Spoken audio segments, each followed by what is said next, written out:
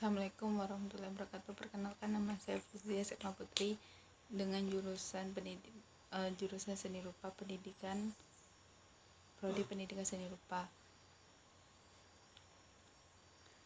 Filsafat merupakan sejarah perkembangan pemikiran kefalsafaan antara satu ahli dengan ahli yang lainnya, selalu berbeda dan hampir sama banyak dengan ahli filsafat itu sendiri.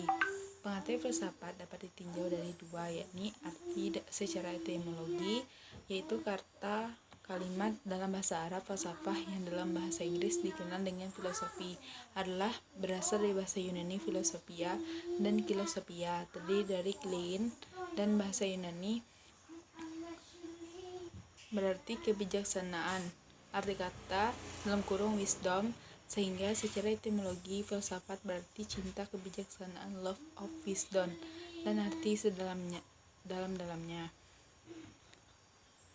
Dalam arti terminologi, maksud arti yang dikandung oleh istilah filsafat lentera batasan filsafat itu banyak, maka sebagai gambaran dikenal dengan beberapa batasan.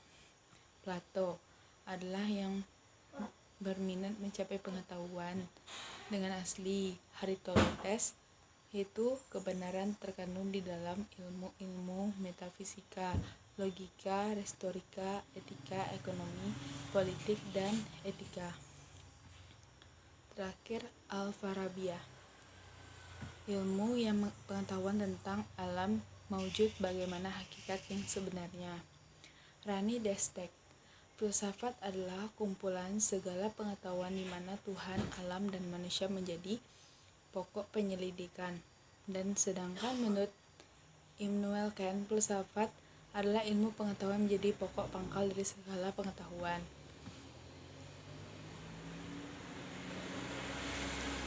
Filsafat merupakan usaha yang memperoleh pandangan secara menyeluruh pengalaman manusia menjadi suatu pandangan dunia menjadi konsisten. Para filsafat berasal meninjau kehidupan tidak dengan sudut pandang yang khusus sebagaimana dilakukan oleh seorang ilmuwan. Hakikat adalah satu prinsip yang menyatakan suatu filsafat dengan usaha dan segala sesuatu yang menunjukkan implikasi dasar. Jadi segala sesuatu mempunyai kualitas tertentu, pasti dia adalah being. Filsafat mempunyai tujuan dan membicarakan keberadaan. Jadi filsafat membahas lampiran yang terakhir.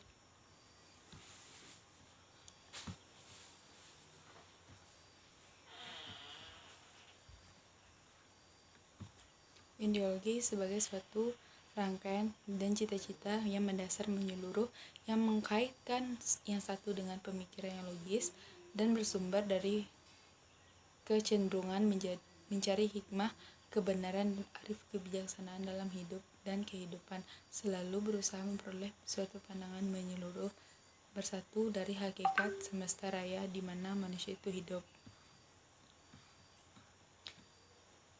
Pancasila ideologi terbagi 3. Filsafat Pancasila, ilmu Pancasila, ideologi Pancasila.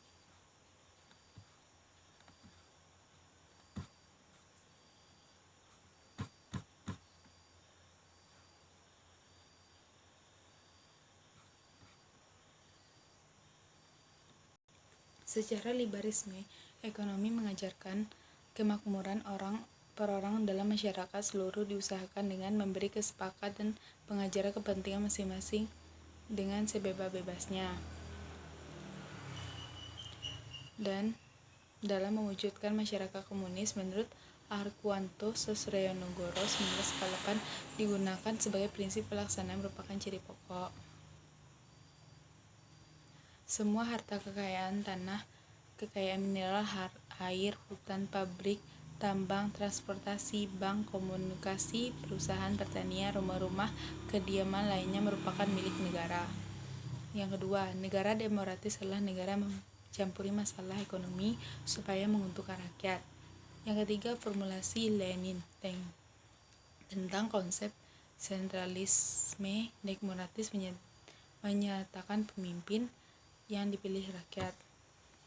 Brezhnev menamakan sentralis demokrasi sebagai pendapat bebas. Kesimpulannya, merupakan suatu sosial demokrasi yang menuju proses-proses politik yang sudah ada dianggap mapan, meminjam cukup banyak ide dan memimpin sosialisme abad ke-19, digabungkan pokok-pokok ajaran Karl Marx dan Friedrich Engels, ideologi sosial demokrasi yang sama dengan ideologi komunisme, namun tidak mengadopsi semangat militan, penggunaan kekerasan maupun pandangan totalitaris. Ideologi ini awal dikenal sebagai nama revisionisme karena di dalamnya berisi ajaran yang sudah mengalami modifikasi khusus dan hal tidak menggunakan jalan revolusi untuk membentuk masyarakat sosial. Sekian, terima kasih. Jika saya salah, saya mohon maaf. Wabillahi taufiq wal hidayah. Assalamualaikum warahmatullahi wabarakatuh.